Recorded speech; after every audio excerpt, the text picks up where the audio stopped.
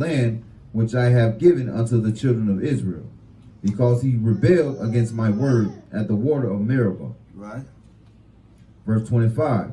Take Aaron and Eleazar his son, and bring them up unto Mount Hor. Go to Deuteronomy 32 and 50. Deuteronomy 32 and 50.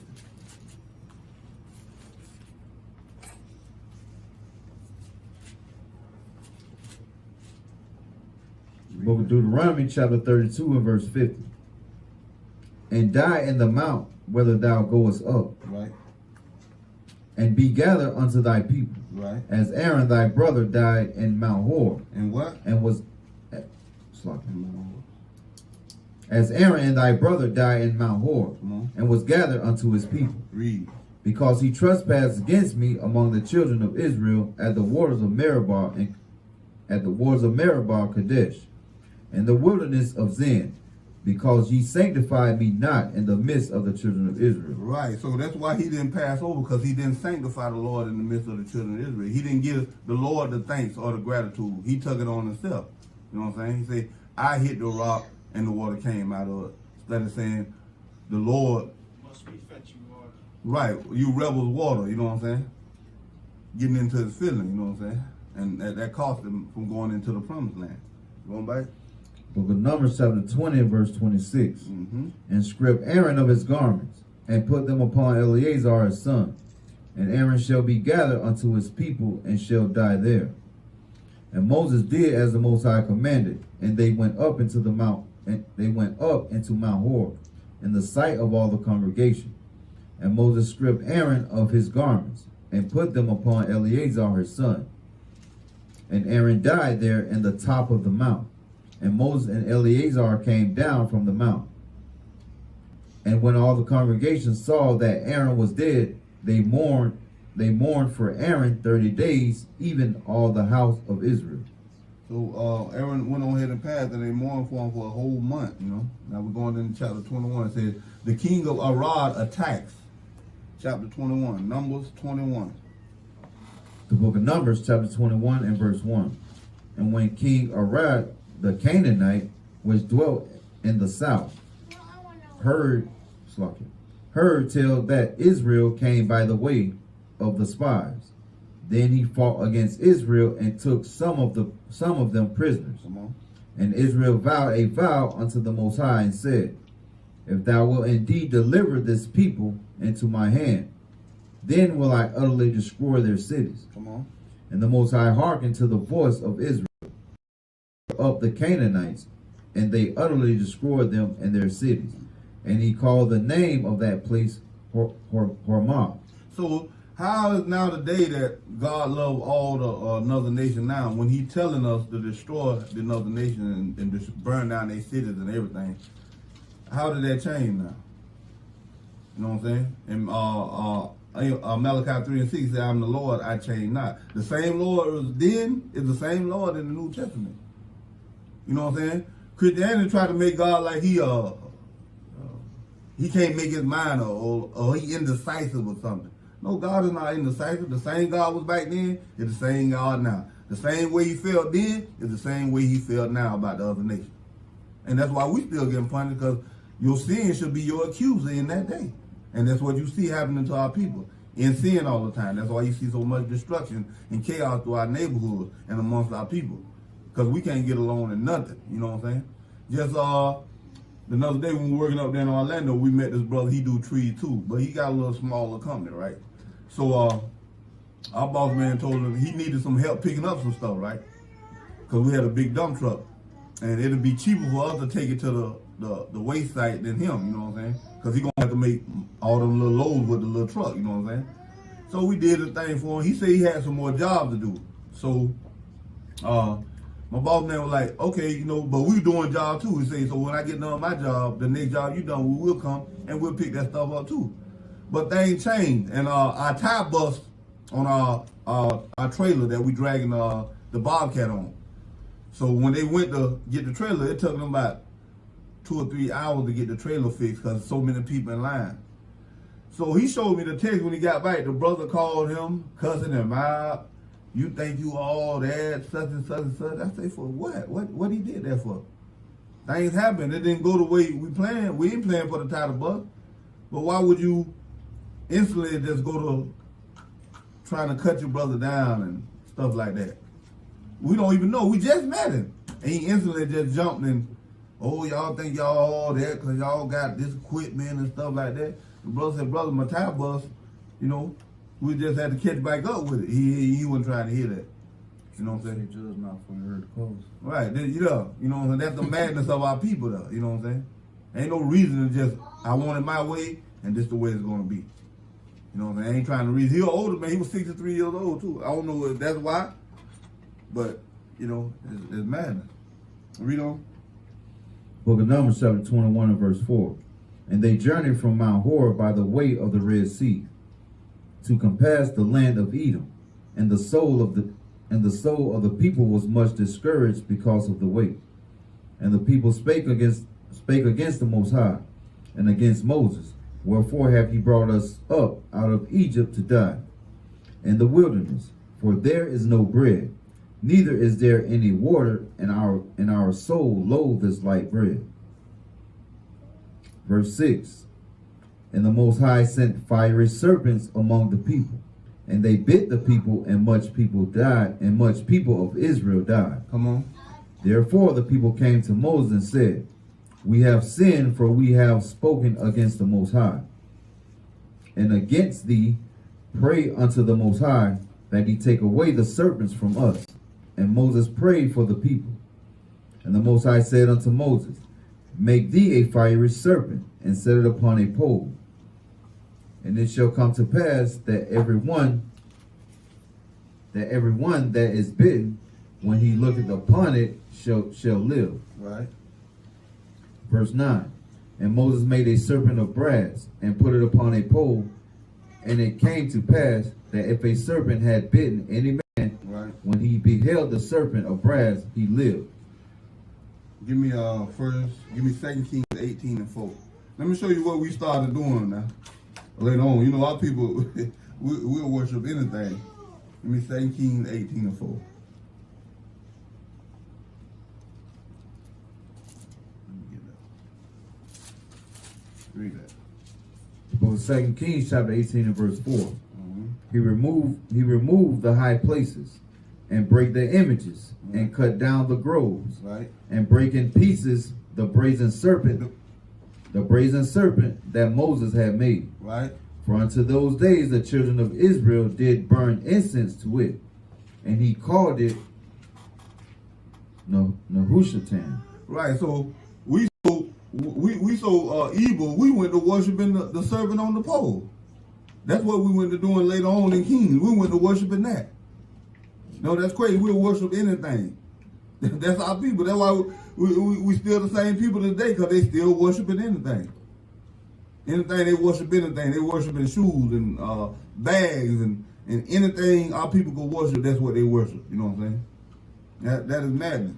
How you gonna go to worshiping the same thing that God made for us to stop the serpents from killing us, then you turn around and worship it later on. Even in 2 Kings, we didn't turn around and we wasn't worshiping it now. But he told us not to worship in the graven image. Now you know we always going off. And it don't be long when we go off. God save us. When you reading like Judges, God save us. Soon as we get back good, we go right back into idolatry. Instantly. When you read about in Judges, we kept doing that over and over and over and over again. Just like we just can't help but go into idolatry. We can't help but want to be like another nation. Let's just be ourselves. Let's be the children of Israel. Let's serve the Lord. Let's keep the law, statutes, commandments as he commanded us to do. It's just that simple. Go back to the portion. Book of Numbers chapter 21 and verse 10. And the children of Israel set forward and pitched in Oboth. And they journeyed from Oboth and pitched at Abarim, Say it the best way you can. in the wilderness which is before Moab, toward the sunrise. From thence they removed and pitched in the valley of Zered. From thence they removed and pitched on the other side of Arnon, which is in the wilderness that cometh out of the coast of the Amorites. For Arnon is the border of Moab, between Moab and the Amorites. Wherefore it is said in the book of the wars of the Most High, what he did in the Red Sea and in the brooks of Arnon, at the stream of the brooks that goeth down to the dwellings of Ar, and lieth upon the border of Moab. And from thence they went to Beer, that is the well whereof the Most High spake unto Moses, gather the people together, and I will give them water. Then Israel sang his song, sprang up, O well, sing ye unto it. The princes digged the well, the nobles of the people digged it, by the direction of the lawgiver, with their staffs, and from the wilderness they went into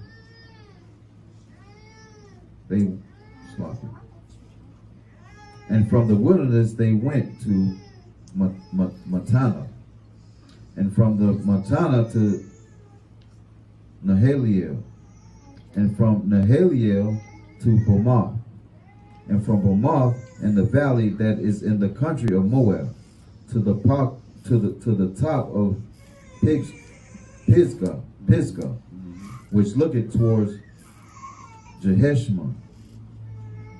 Verse 21. And Israel sent strangers unto Shion, king of the Amorites, saying, let me pass through thy land. We will not turn into the fields, or into the vineyards. We will not drink of the waters of the well, but we will go along by the king's highway until we be past thy borders. Read. And Shion would not suffer Israel to pass through his border. But Shion gathered all his people together, and went out against Israel into the wilderness. And he came to Jahaz, and fought against Israel. Right, so the king of the Amorites came out to fight against the children of Israel in the wilderness. Because we trying to pass through their land. They said, we coming out to fight you. We ain't let y'all pass through it, you know? Come on. Verse 24. And Israel smote him with the edge of the sword. What we did to him? Smote him with the edge of the sword. We put him to death. Read. And possessed his land from Arnon unto Jabal, even unto the children of Ammon. For the border of the children of Ammon was strong. Come on. And Israel took all these cities, and Israel dwelt in the cities of the Amorites, and Heshbon, and in the villages thereof. Come on. For Heshbon was the city of Shion, the king of the Amorites, who had fought against the former king of Moab, and taken all his land out of his hand, even unto Arnon. Wherefore they that speak in Proverbs say, come unto Heshbon, let the city of Shion be built and prepared. For there is a fire going out of Heshbon, a flame from the city of Shion. It hath consumed Ar of Moab, and the lords of the high places of Arnon. Woe to thee, Moab, thou art undone, O people of Chemosh. He had given his sons that escaped, and his daughters into captivity unto Shion, king of the Amorites. We have shot at them. Heshbon is perished, even unto Dibon, and we have laid them waste even unto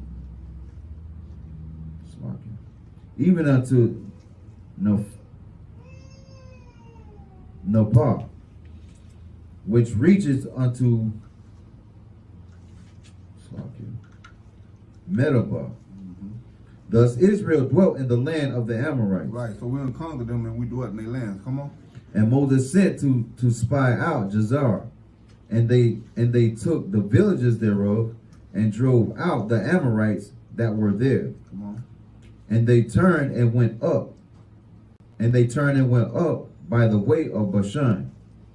And Og, the king of Bashan, went out against them, he and all his people, to battle to battle at Edrei. Read. And the Most High said unto Moses, Fear him not, for I have delivered him into thy hand, and all his people, and his land. And thou shalt do to him as thou didst unto Sihon, king of the Amorites, which dwelt in Heshbon. Read.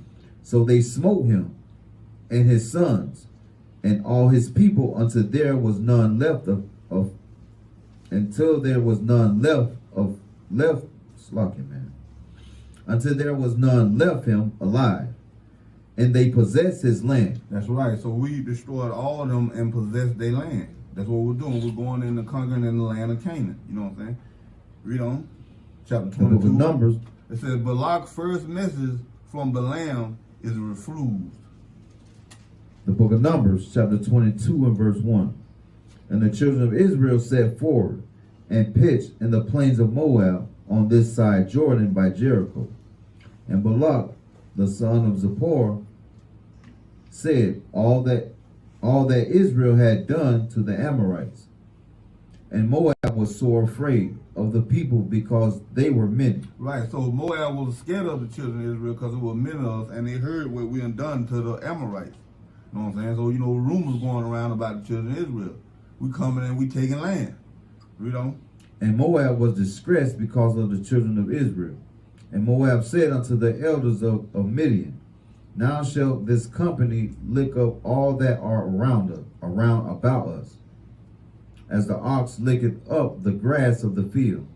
And Balak, the son of Zippor, was king of the Moabites at that time. Come on.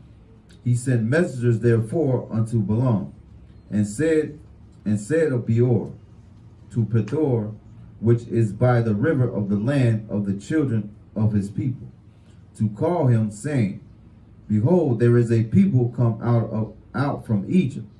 Behold, they cover the face of the earth. They do what? They cover the face of the earth. They say there's so many people come out of the land of Egypt talking about the children of Israel. Say we cover the face of the earth. That's how many it was. We know you're exaggerating, but that's how many it was. It looked like we cover the face of the earth when you see us, when we coming. You know what I'm saying? Read on. And they abide over against me. Come on. Come now, therefore, I pray thee, curse me this people, for they are too mighty for me. Right. So another king wanted Balak to curse the children of Israel. Come on.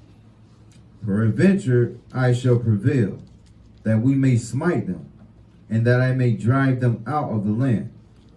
For I wot that he whom thou blessest is blessed, and he whom thou cursest is cursed.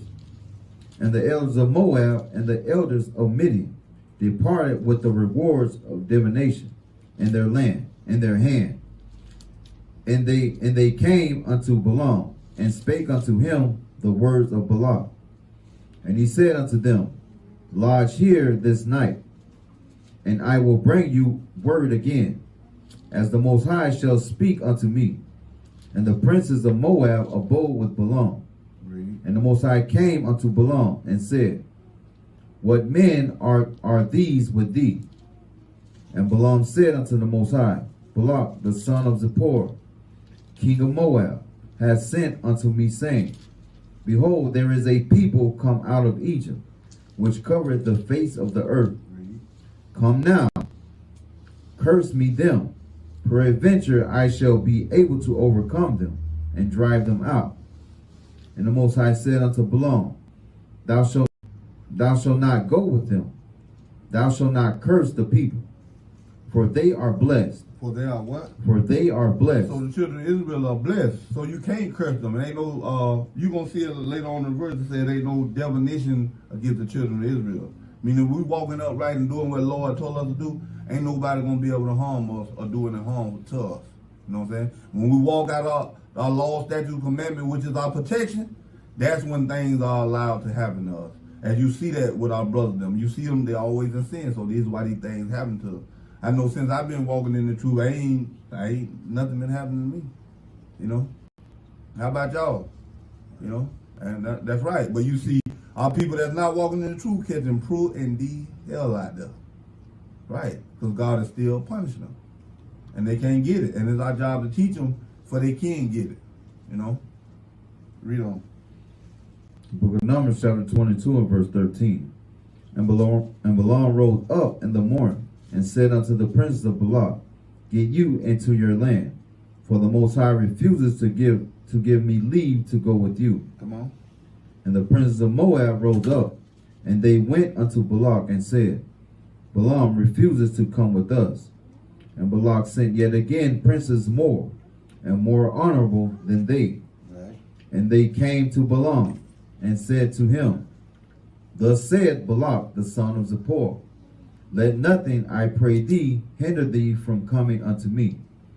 For I will promote thee unto very great honor, and I will do whatsoever thou sayest unto me.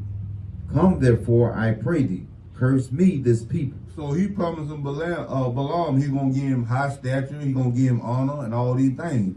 If you just come with me to fight against these people or pray against them or curse these people, which are the children of Israel.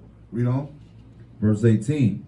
And Balaam answered and said unto the servants of Balak, If Balak would give me his house full of silver and gold, I could not go beyond the word of the Most High, my power, to do less or more. Right, so he would let him know, I can't go no further than what the Lord allowed me to do.